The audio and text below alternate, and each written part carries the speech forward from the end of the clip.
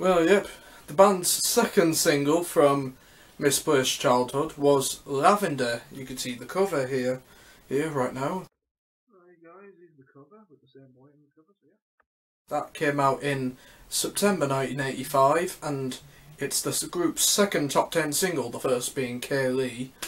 Well, Lavender reached number 7 in the UK, and there's also part of a children's nursery rhyme in the lyrics. That children's nursery rhyme called Lavender. It goes like in the lavender's blue, dilly dilly, lavender's green. Do do do do, dilly dilly. When I am green, dilly dilly, you would be queen. Yep. Those were in the lyrics, and that reached number 7 in the UK. Well, at that time, when they were on part of their tour, at the time, well, Fish's Throat briefly was so bad it was talking like this for a bit. Well, a bit like that, you know, a little bit. And that's not all. On that tour in 1985, they did a few notable dates on that tour as well. That tour was a great success, the Misplaced Childhood tour. They played at... I'm going to give a few examples, if you like, of a few major dates. This one doesn't count Misplaced Childhood, but I forgot to say that they did play at Reading Festival in 1983. Yeah. And in 1985, they played at Donington Festival in 1985.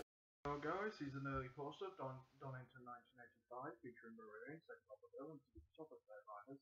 This was just an early poster though, many later posters followed on soon afterwards with the full lineup. Well, anyway, give you 2 photos which I found on the internet of Marillion in 1985 with Mark Kelly and Fish, the great Scotsman himself, and Morgan Fish sitting down on a hot sunny day at Donington. Both these photos were taken by a member of the crowd. They were second on the bill to ZZ Top, who were on tour in support of their Afterburner album, a 2-year-long tour ZZ Top were. And that was a really excellent festival, actually. Yeah, really good, really excellent festival, and a good place for them to go to. Monsters of Rock in the 80s, and also on Queen's final tour in 1986, they did a show in Germany, a festival in Germany. They did a show over there in Germany, and they played to their biggest audience of 150,000 people. 150,000 people who were at this festival to watch Queen, and Marillion were their special guests, so that was their biggest gig ever at the time. Biggest gig ever. And also, I did forget to say there was a third single which came out from Misplaced Childhood, and that song is called Heart of Lothie, and here's the cover right here. Right, here's the cover featuring that same boy from the Misplaced Childhood cover bashing the drum in place in Edinburgh, and this is the Heart of Lothie, which is featuring the couple films of Edinburgh Royal Mile, which I'm about to talk about now. That came out in November 1985, and it reached a bit of a lower chart position than the other 2 singles, but still pretty good. It reached number 29 in the UK in 1985, and the lyrics of that song, well, it's not about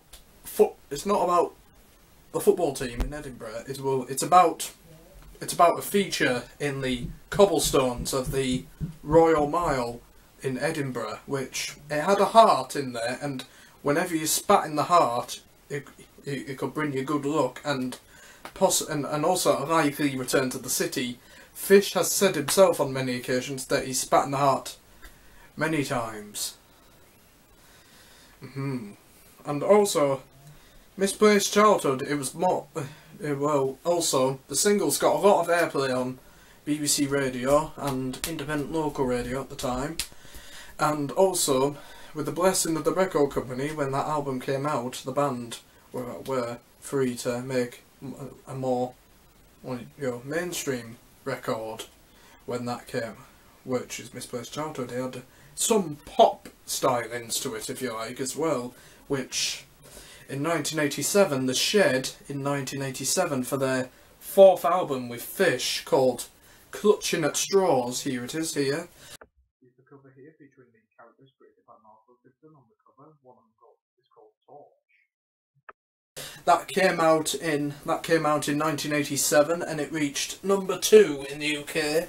UK still a pretty great chart position, and also the he had a lot bit more darker lyrics to it than the previous album did. It's basically like, you know, I could put it this way, some of the lyrics in Clutching at Straws are sort of like about the downsides of the music business, if you like. You know, constant touring and your life on the road, alcohol, excess at parties. And I'm also going to tell you about the live albums as well, but just before I do, I'll tell you about the singles and the tour. There were 3 singles also that came out from that album as well, just like from the last one. The first one is Incommunicado here. Here's the cover here, featuring a crowd of people queuing outside the Marquee Club in London, and what looks like the same gesture figure from the previous album cover and single sleeves. Well, that came out in May 1987, and that became the group's 3rd top 10 hit. It reached number 6. In the UK. So, hey. And then afterwards, the second single was called Sugar Mice. It came out later in July, and that reached number 22, as well as the following single, Warm Wet Circles. In October, that also reached number 22. Here is the cover for Sugar Mice, featuring Sugar Mice, Sweet and Martini, and the man who focus of was on, and Warm Wet Circles cover featuring circles and what looks like lipstick.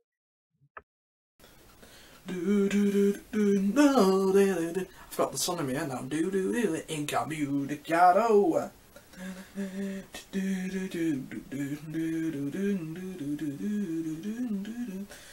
You know, Incommunicado's lyrics are, I think, mostly about, you know, fame, fortune and touring, about some of the things what it's like in the music business, if you like. Sugar Mice was about lyrics are about a British worker trying to migrate to the US to escape employment, and Warm Wet Circles is about, you know, it sort of became, you know, well, some of the lyrics, some of the lyrics, yes, and the Warm Wet Circles, I think it was about, I could just put it this way, you know, I think about a party about love a little bit. I don't know for that one though, but you know. And also, I did forget to say that the Clutching at Straws, the album cover, it had to be quickly done by Mark Wilkinson in a rush because the album there was a bit of pressure on by EMI to release the album at the right time. So he quickly drew down this cover, and then, but if he had a bit more time, he did want to put more details in there, and also there was a character on there which I could say it's partly like a concept album, if you like. And also the songs are linked as well in Clutching at Straws. It had a song called a character called Torch in there, which was part of the album concept and storyline in the songs. So, and well, they did a really huge tour again in 1987, lasting right up until 1988, which I will tell you about that in a minute. I'll come back to that. The band released, and also now I'm going to talk about live albums. The band released 2 live albums during Fish's time in the band. The first in 1984, right here. It was called Reel to Reel. Here's the cover here from Marillion, Reel to Reel, featuring the 5 band members. I will tell you about the cover when the video was released. That debuted at number 8 in the UK when it came out, and it also, the cover, it looks like a bit like a roll of film with all the pictures of the band in each section of the film, if you like. And also it had live versions of songs for the very first two Marillion albums with Fish, and then later on they released another album just before he left called The Thieving Magpie.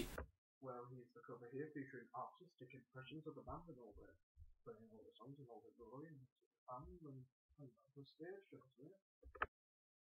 Which wasn't like a live album on that tour.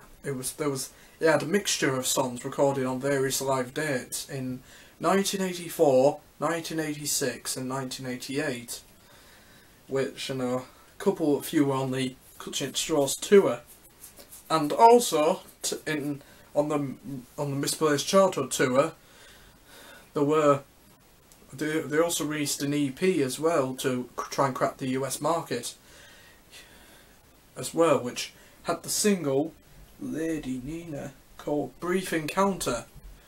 Here's the single cover for Lady Nina, featuring a woman with a very long neck, Lady Nina, on a stairway to heaven in the chorus, which had Heart of Lothie as the B-side too as well, and the Brief Encounter cover with a small photo of the band at the stage show on the Misplaced Childhood tour, and some weird pattern on the rest of the cover too as well.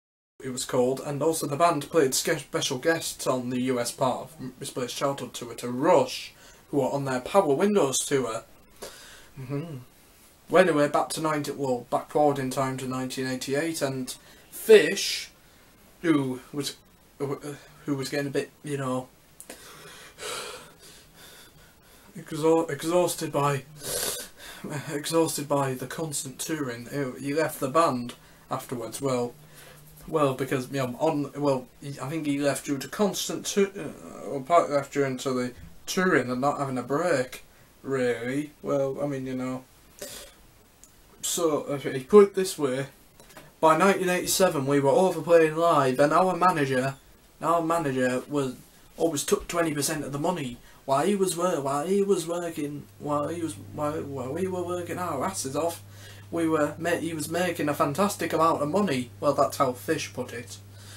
Well, anyway, and also he did find a bit of paper, and also did find a bit of paper for a US tour. And if he did the tour, he said he would have been probably burned out or died of an overdose somewhere in some building or something. I don't know.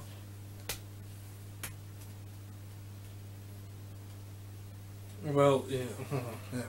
Well, in 1988, Fish gave the band an ultimatum whether to continue with him being on as Sinner or the manager.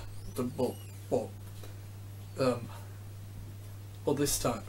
this occasion, they didn't want to continue with him, so they sided with the manager, and Fish left the band to become solo.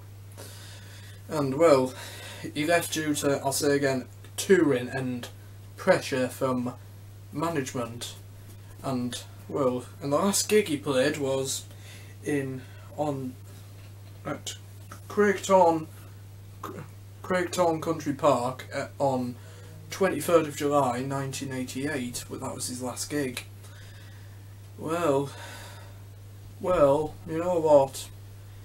Well, you know what? That's the end of part 1 for you guys. I don't know if I'll be doing part 2 tonight, but if I don't do it tonight, I'll most probably do it tomorrow morning. Then, and well, I think I'll well, you know what? And I think I'll see you guys in my next in part 2. Continued. Yep. I'll see you guys in my next video. Peace. And also don't forget to view everything else. Don't forget to like, views, and subscribe as well. So yep, I'll see you in part 2.